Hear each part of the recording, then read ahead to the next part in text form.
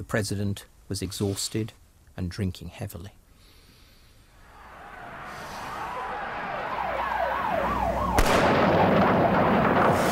In May 1970, 4 students were shot dead on the campus of Kent State University in Ohio, protesting for peace. The following weekend, thousands of anti-war demonstrators converged on Washington.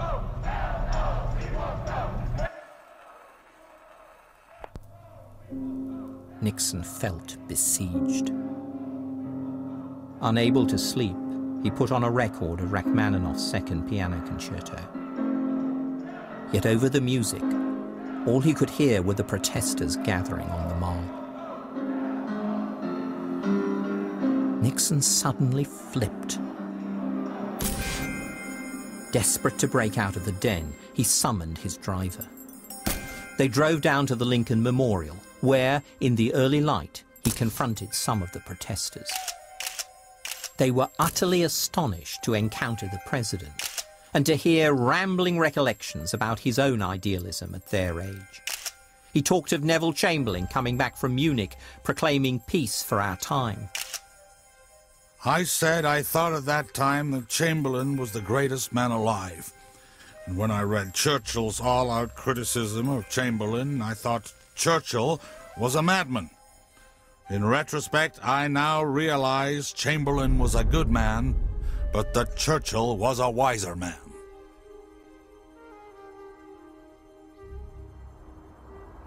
May 1970 was Nixon at his worst, lurching drunkenly between defiance and self-pity, a foretaste of things to come. But this man was a fighter. Out of the wilderness, like Churchill, he crafted a triumph, finally accomplishing his grand design.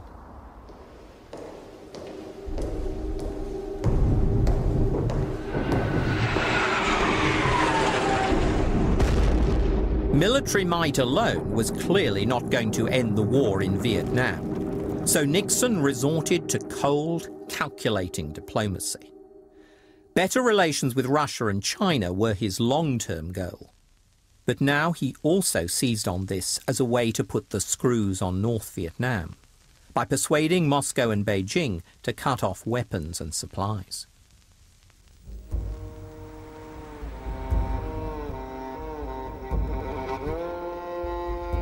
His tactic was to make use of the growing rift between North Vietnam's 2 communist patrons. The Soviets were obsessed by China's growing military strength and soaring population, already triple that of Russia's. Russian fears about the Chinese threat were captured in one Moscow joke, which imagined a phone conversation between Nixon and the Soviet leader, Leonid Brezhnev. I hear you have new supercomputer with massive predictive power. That's right. Yes, indeed. So, Mr. President, please ask your supercomputer to predict names of Soviet Politburo in year 2000. A long silence ensues. Finally, Brezhnev crows down the phone. So, Mr. President, your supercomputer not so super after all. Oh no, Mr. General Secretary, the names Came up all right. It's just that I can't read Chinese.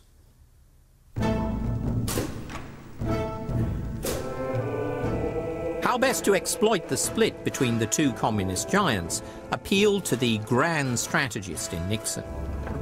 If Washington thawed relations with Beijing, he reckoned, that would alarm Moscow and make it cozy up to America. And the price he would exact for these new, improved relationships would be an end to both Moscow and Beijing's support for North Vietnam. Nixon saw all this as a kind of global chess game, which, move by move, would get him the peace settlement he wanted and needed to gain re-election in 1972. He told Kissinger, We're doing the China thing to screw the Russians and help us in Vietnam. and maybe down the road to have some relations with China. Nixon saw Kissinger as his most powerful piece, his queen, if you like, in this game of chess.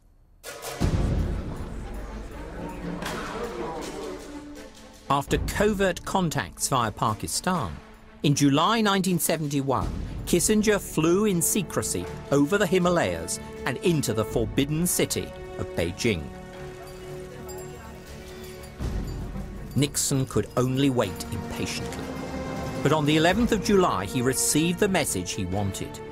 Kissinger had secured China's agreement in principle that the president would visit Beijing. For Nixon, this would put pressure on North Vietnam and advance his great goal of global détente. Nixon was beside himself with delight. He scribbled a message of congratulation to Kissinger. "When you return, I plan to give you a day off in compensation for your superb service to the nation." Reading this nowadays, you'd think it was a joke. But Nixon didn't do irony, just hard work. Premier Zhou Enlai, on behalf of the government of the People's Republic of China, has extended an invitation to President Nixon to visit China at an appropriate date before May 1972. President Nixon has accepted the invitation with pleasure. The opening to China was a stunning public relations coup, which took the world by storm. The problem for Nixon was that Kissinger gained much of the credit, turning him almost overnight into an international celebrity, depicted as the shrewd helmsman who was piloting Nixon on a dramatic voyage into the unknown.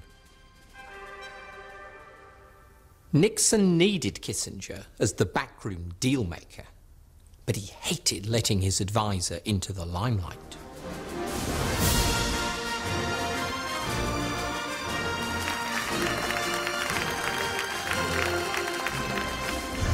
Nixon's pioneering visit to China eventually took place in February 1972, carefully scheduled for primetime TV back home.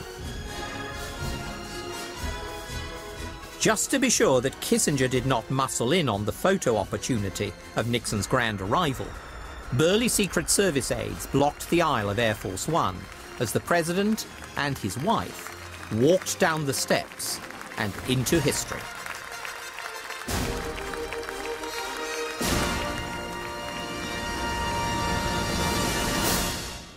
The visit was a triumph of public relations, and it could only have been achieved by a notorious right-winger who couldn't be criticized for being soft on communism. Just as Nixon had hoped, his China visit loosened the Cold War deadlock with Moscow. The Soviets' great fear was being isolated if their old enemy America and their new foe China started becoming friendly.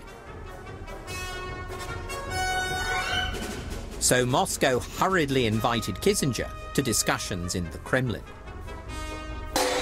Nixon wanted concessions on Vietnam before he would meet with Brezhnev. But Kissinger regarded a summit between the two leaders as the priority and forged ahead on his own. Back in the den, Nixon fumed impotently that Henry was simply breastfeeding the Soviets. Tell him no discussions of the summit before they settle Vietnam, and that is an order. Kissinger got equally angry. If the president does not trust me, there is not much that can be done. The struggle for the limelight was becoming a struggle for power. On Kissinger's return, according to the diary of Nixon's chief of staff, Bob Haldeman, the president was all primed to really whack Henry, but backed off when he actually got there. This was typical Nixon. Although a tough talker in private, he loathed face-to-face confrontation. But the appeasement was costly. Kissinger had set up a summit in Moscow essentially on his terms. The messenger was becoming the master.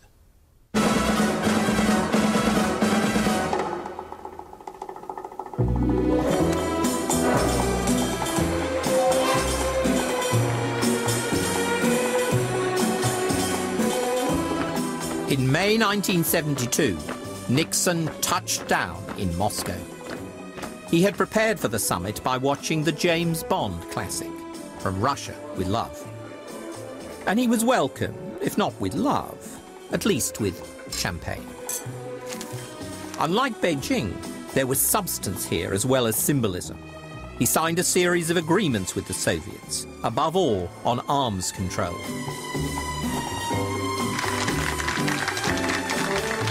So in 3 dramatic months in 1972, Nixon had overturned a quarter century of Cold War history, becoming the first US president to visit the 2 capitals of communism.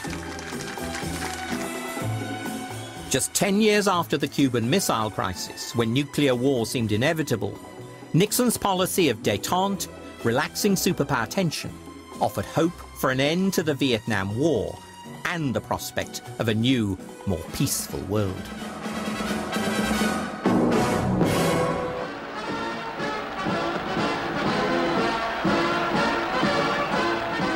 The global chess game paid off. In 1972, Nixon won a landslide victory, being re-elected with 60% of the popular vote. But his obsessive suspicion was now corroding his judgment. More and more, the president's wary eye turned on his right-hand man. Nixon was still angry that Kissinger was getting the credit for the diplomatic triumphs of 1972. What's more, his advisor, it seemed, was openly trumpeting his success. I've always acted alone. Americans admire that enormously. Americans admire the cowboy entering a village or city all alone on his horse. This romantic, surprising character suits me because being alone has always been part of my style. A Wild West tale, if you like.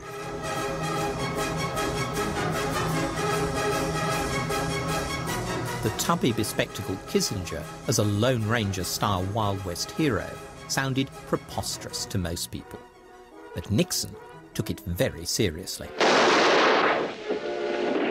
He liked to think of himself as a Lone Ranger figure, with Kissinger playing Tonto. 2 quick puffs. That's your sign, Tano. I don't stand on protocol. If you'll just call me Excellency, we'll be getting... Clearly, his national security advisor saw their roles as being reversed. Mr. President, I have Dr. Kissinger calling you now. Fine. Thank you. Hi, Henry. Mr. President, you in New York or Washington? No, I'm here. Oh, fine. I'm just back. Nixon, who resented sharing any of the glory, had even started taping his meetings and calls. He wanted material for his memoirs so as to shape the verdict of history.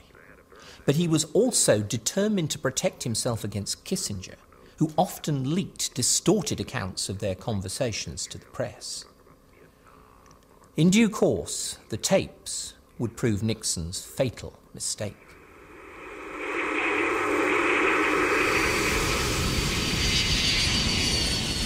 Part of what irked Nixon was that Kissinger's jet-setting diplomacy had still not delivered peace in Vietnam. In December 1972, with the election won, Nixon reverted to hardball once again to finally clinch the deal. He unleashed 12 days of savage bombing, forcing the North Vietnamese into some final concessions, and an agreement was signed. North Vietnam acknowledged South Vietnam's right to exist, at least for the moment. Nixon had extricated America from the mess and got the boys home. The president, it seemed, was starting his second term with a clean slate and could look ahead to expanding his China strategy and building on superpower détente.